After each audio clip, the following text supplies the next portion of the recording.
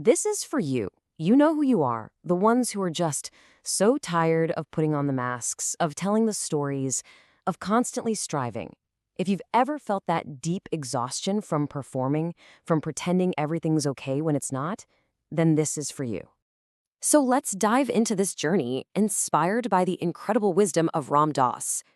Now, this isn't about becoming someone new or trying to be more spiritual. It's actually the opposite. It's about unbecoming all the things you're not and just remembering the person you've always been underneath it all. We're so glad you're here. Welcome home. So where do we begin? Well, we start by looking at something we all do every single day, often without a second thought. We play a part. We step onto the stage of our lives and we put on our costumes. I mean, have you ever really stopped to notice it?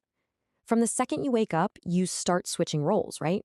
You're one person with your family, another at work, another with your friends. It's like you're an actor, running between scenes. So what exactly are these costumes we're all wearing? Now listen, these roles, they're not the problem. Not really. The problem, the thing that causes all the suffering, is when we forget they're just costumes. We start to believe the mask is our actual face, and then we get so scared of it cracking or of someone taking it away. So let's just pause for a second. Right here. Take a breath.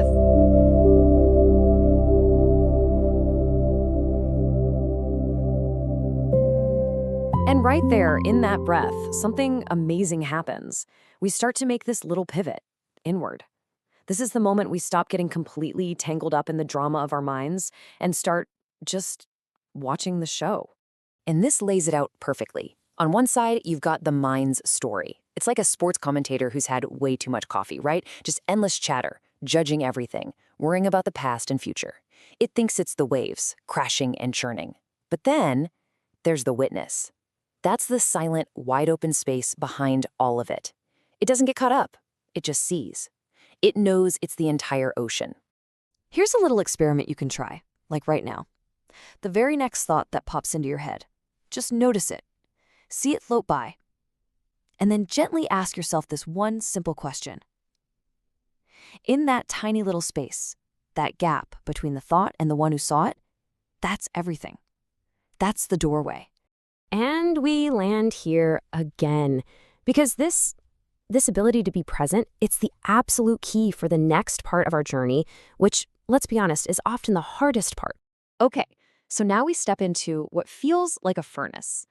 This is where we learn a really tough lesson, that suffering isn't just some random, awful thing to be avoided. It's actually a teacher. It's here to purify us, not to punish us. You know, most of our pain doesn't come from what's actually happening. It comes from our fight against what's happening. We clench our fists so tight, insisting this shouldn't be happening. But that fight, that constant wrestling match with reality, it's completely exhausting, and it just makes the pain so much deeper. This is so powerful. We have to completely reframe what surrender means. It's not about giving up or being defeated. It's actually an act of incredible wisdom and courage. It's aligning with life as it is. It's the moment you finally unclench your fists, not because you lost the fight, but because you realize you were never at war to begin with. So here's the bottom line. When we finally stop fighting our pain, something magical happens. The pain itself becomes the path forward.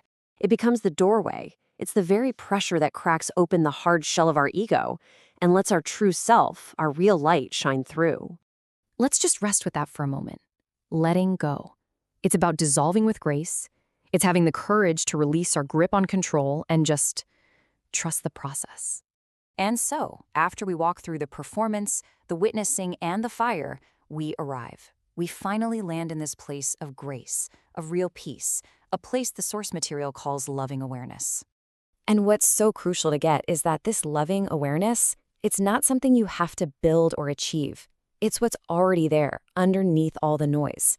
It's the part of you that has never been hurt, that looks at all your imperfections and your mess with total tenderness and just says, "Ah, there you are. I see you." And this beautiful line from Ram Dass just brings it all together. This isn't some solo mission. We're all in this wild, divine play together. This path is about learning to see that same beautiful light in everyone else and realizing that we are all just trying to find our way back home. So I want to leave you with this. What if this whole spiritual search was never about finding something you were missing?